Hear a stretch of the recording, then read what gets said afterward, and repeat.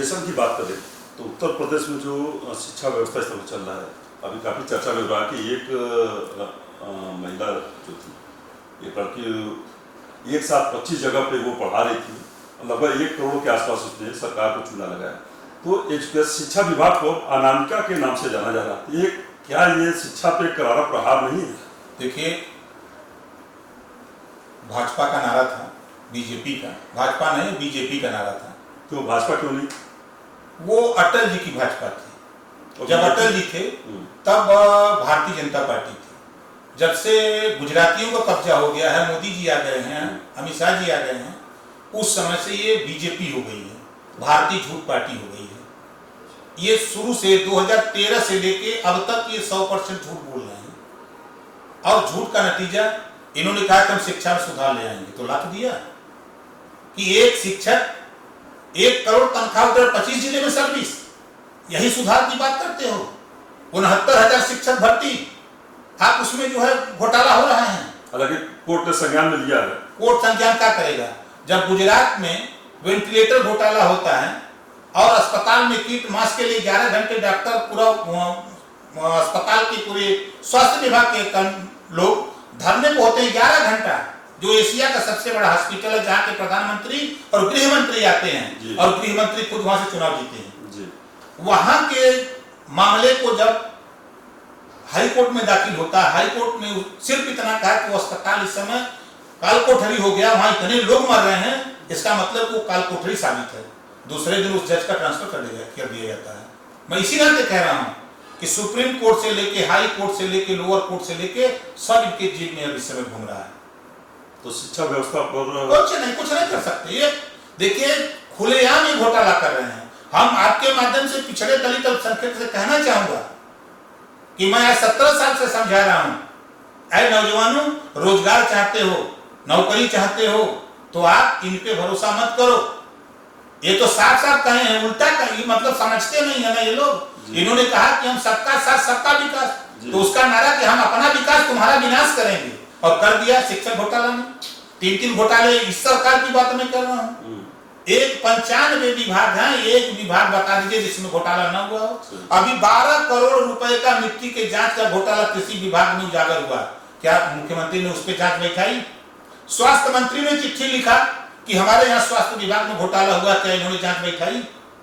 ये खुद बढ़ावा दे रहे हैं भ्रष्टाचार को। मुख्यमंत्री ने जैसे कुछ मुद्दों पर जांच कर लिख भी देते हैं कि इसकी जांच पेश की जाए, लेकिन प्रमुख सचिव स्तर के जो ऑफिसर हैं वो रिपोर्ट नहीं भेज रहे, तो इसको किस नजरिए देखा जाए? देखिए, एक कठपुतली नाच हम लोग जब बहुत पहले देखते थे, तो वो कठपुतली उसको कहते, कठपुतली नाच। एक ब्यूरोक्रेट मुख्यमंत्री को नचा रहे हैं। अच्छा, सारा काम तो वही कर रहे हैं। इनको क्या पता है? ये धरातल के विषय में इनको कोई जानकारी है? इन्होंने कहा कि हम 75% कोरोना लोग लेके आए हैं, प्रवासी मजदूर, कहा था ना? 50%, 60%, जगह जगह से तुलना किया। कैसे आप मान गए? कैसे जानकारी हो गई? जब आप एक तरफ बयान देते हो कि 23 लाख लोग आए हैं, जांच कितने कराई आपने? झूठा बयान देते हो, क्योंकि आपका ब्रीफिंग करता है वो IAS, जो वो चाहे वो बोल दे और वही सही है, उसी को मान लोगे। चलो धरातल पे, गांव पे हिम्मत हो तो एक गांव खाली, उत्तर प्रदेश का एक गांव खाली, चाहे गोरखपुर का चयनित कर लो, चाहे बलिया का, चाहे बनारस का एक गांव ग्रामीण इलाके का चयन कर लो, आपको मनरेगा का खुलासा हो जाएगा। 40% फर्जी भुगतान हो रहे हैं मनरेगा में, 40 से 50%। और तो और आप यहाँ टीवी पे चिल्ला रहे हैं ये लोग, राशन जो आप मनरेगा में मुफ्त में राशन दे रहे थे, वो राशन कौन ले गया? भ्रष्टाचारी उठा ले गया। जो तेरी सरकार में ईमानदारी का तकमा लेके घूमने वाले लोग, वो भ्रष्टाचार कर रहे हैं, तेरे यहाँ माल पहुंचा रहे हैं। बैठे हुए बंसल है, वो पैसा लेते हैं। अधिकारियों का ट्रांसफर, जो वहां नोएडा का SSP ने कहा, वो 100% सही कहा कि 80 लाख, 60 लाख, 50 लाख रुपया ले लेके SP का ट्रांसफर होता है। क्या ये मुख्यमंत्री को पता नहीं है? खुद जानते हैं, क्योंकि माल बंसल जमा कराता है अपने यहाँ। मुख्यमंत्री को सब मालूम है, ये पूरी भाजपा को मालूम है, पूरी बीजेपी को मालूम है। ये भ्रष्टाचार युक्त, गुंडा राज युक्त राज है, ये राम राज है। शंभुक ऋषि का गर्दन राम राज में काटा गया और इतने लोग मर गए, खाली लक्ष्मण के लिए संजीवनी बूटी लाई गई, लेकिन किसी आयु गलेरी कुंभी कोई भर चमार मुसर धोबी खटिक पासी केवट बिंद मला जो रात दुनिया अंसारी के लिए एक भी संजीवनी बूटी नहीं लाई है। ये है रामराज। तो योगी सरकार का जैसे एजुकेशन पे बात हो रही है कि बेटी बचाओ बेटी पढ़ाओ, ये अभियान जो चल रहा है इसमें करोड़ों रुपए खर्च भी हुए हैं। ये शिक्षा व्यवस्था पूर्वांचल की बात करें, यूपी की कहाँ तक पहुंचा गाँव में? जहां था उससे पीछे चला गया। क्यों? इनके पूर्व केंद्रीय मंत्री बलात्कार में पकड़े गए, जेल गए। मुख्यमंत्री का बयान है कि इनके हम सब मुकदमे वापस करेंगे।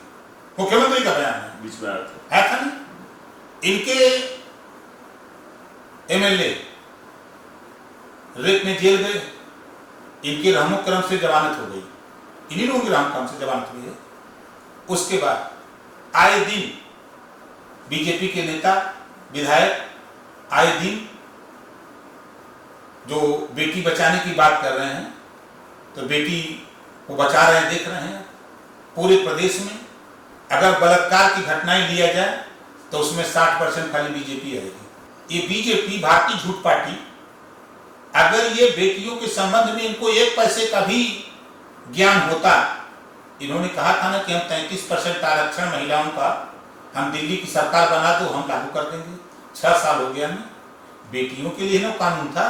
आज वो कानून लागू हो जाता तो 33% एमपी, 33% एमएलए, 33% जीत के जाती, 33% मंत्रालय में हिस्सेदारी होती। तो आज अगर पुरुष नहीं तैयार होता तो महिलाएं मिनिस्टर खड़ी होती, स्मृति ईरानी की तरह चूड़ी पहन के घर में नहीं बैठती, वो खड़ी हो जाती सामने। लेकिन ये बलात्कार, लूट, हत्या, डकैती, छिनैती अभी का आप देख रहे हैं। अभी 2 महीना बीतने दीजिए ना, 2 महीना के बाद देखिएगा अपराध इतना चरम पे बढ़ेगा, इतना चरम पे बढ़ेगा कि शायद आजादी के 73 साल में उतना क्राइम नहीं हुआ होगा जितना 2 महीने के बाद क्राइम होगा। देखिए यह दावा कैसे कर रहे हैं? इस नाते कर रहे हैं, जब गरीब भूखों मरने लगेगा वो तो कुछ नहीं करेगा, लेकिन जब उनकी माँ बहनें कानफुल पहन करके, सिकड़ी पहन करके, जो गहने पहन के निकलेंगी, तब जो 20,000, 40,000, 50,000 कमाने वाले 12 करोड़ 20 लाख लोगों की नौकरी गई है। जो 2 करोड़ नौकरी देने का हर साल वादा किया था, तो 12 करोड़ लगभग 13 करोड़ हो गया। 13 करोड़ लगभग लोगों की नौकरी गई है। अब जो 30,000, 40,000 रुपया कमाने वाला लड़का जो था सामान्य जाति का, वो बेरोजगार होकर घर बैठा है, तो ढीठ है। अब बिंद का लड़का तो ढीठ नहीं है, राजभर का लड़का तो ढीठ नहीं है, चौहान का तो है नहीं, पाल प्रजापति, कुमार नाई, गुण विश्वकर्मा का तो है नहीं। अभी क्या करेंगे? सड़क पर छिनैती करेंगे। 500 का कट्टा मिलेगा, एक गोली मिलेगी 50 रुपए की, 550 में 4,000 कमाएंगे, तो दिन भर संजा को पिएंगे दारू, मुर्गा खाएंगे। ये बेगारी बढ़ेगी तो क्राइम 100%। मैं आपको आज मैं कह रहा हूं, पहली बार भी कह रहा हूं, चैनल पे पहली बार कह रहा हूं, 2 महीने बाद जिस दिन लॉकडाउन समाप्त होगा उसके 2 महीने में देख लीजिएगा क्राइम आसमान से भी ऊपर चला जाएगा, वो दौर होगा। मतलब जी ग्राम प्रधानों के बारे में बहुत चीजें सुनने को आ रही है, जैसे पीएम आवास की बात करिए, शौचालय निर्माण की बात करिए, घोटाले बहुत ही। तो ये फंड जब आ रहा है तो ये क्या लोगों को जो शौचालय बना देना वो बना क्यों नहीं दे रहे? क्या किसी गांव में हमारे सूबे के मुख्यमंत्री, क्या सूबे का कोई मिनिस्टर किसी गांव में शौचालय चेक करने गया? किसी गांव में हम चुनौती देते हैं, एक मिनिस्टर आवे हमारे सामने बता दे कि मैं उस गांव में गया हूं, अगर वो गया है तो जांच करके आया, रिपोर्ट सही सही दे दे हमको, मैं खुद उस गांव में जाऊंगा, उसी को लेके, उसी मिनिस्टर को लेके जाऊंगा। 90% भ्रष्टाचार शौचालय में है। ये जो दावा करते कि मैंने शौचालय बनाया है, ये लूट का अड्डा बन गया। 90% शौचालय फेल है। जो अपना पैसा लगा करके उसमें मिला के बना लिया वो तो चल 90% शौचालय बंद है। कोनो में ऊपर ही रखल बा, तो कोनो में भूसा रखल बा, तो कोनो में कुकुर बैठल बा, तो कोनो में पकड़ी बैठल बा, कोनो का छत उड़ गल बा, तो कोनो का दरवाजे निकल गए बा। आई भाषण देते हैं टीवी में ना, अच्छा लगता है बोलने में। आप लोगों के सामने आते हैं जब मुख्यमंत्री जी या उनके प्रवक्ता लोग, बड़ा अच्छा बोलते हैं, और उन्हीं को पकड़ के गाँव में चल के बैठा दें और कहते कि बैठे शौचालय में, तब समझ में आवे।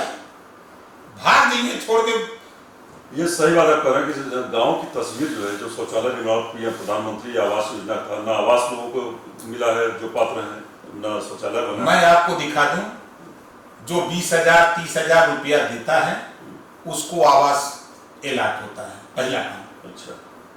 जो वास्तव में पात्र है, गरीब, जिसके पास मड़ई है, जिसके पास प्लास्टिक का घेर करके बेचारा जीवन यापन कर रहा है, उसी प्लास्टिक में पूरा परिवार है, उसकी बहू है, माँ है, पिता है, बेटा है, सारे लोग उसी में हैं, उसको आवास नहीं, इस नाते कि उसके पास पैसा कुछ देने के लिए नहीं है।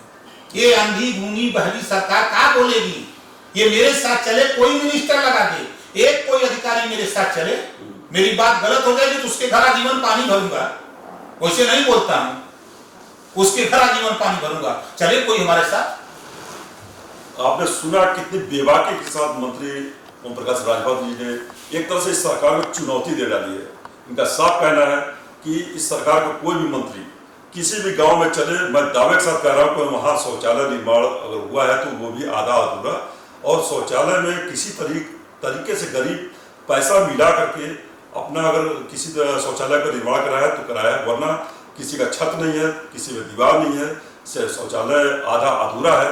प्रधानमंत्री आवास योजना भी पात्र लोगों को न मिल करके, गरीबों को न मिल करके उन्हें मिला जो 20 से 25,000 रुपये घूस दिए। यानी अगर सीधी बात करें तो इस सरकार में जिस तरीके से पूर्व मंत्री ओम प्रकाश राजभर जी ने कहा कि अपराध नंबर 1, भ्रष्टाचार नंबर 1, अब ये जनता तय करे, क्योंकि सत्ता बनाने और सत्ता बिगाड़ने का दम ये मजदूर, जिसे कि प्रवासी कहा गया है, प्रवासी यानी बाहरी, लेकिन है तो हिंदुस्तानी, यही हिंदुस्तानी मजदूर सत्ता को बनाएंगे भी और सत्ता को गिराएंगे भी, बाकी जनता तय करे। कैमरामैन प्रदीप के साथ Sanjay Purviya, the Sunday news, India express news, Lucknow.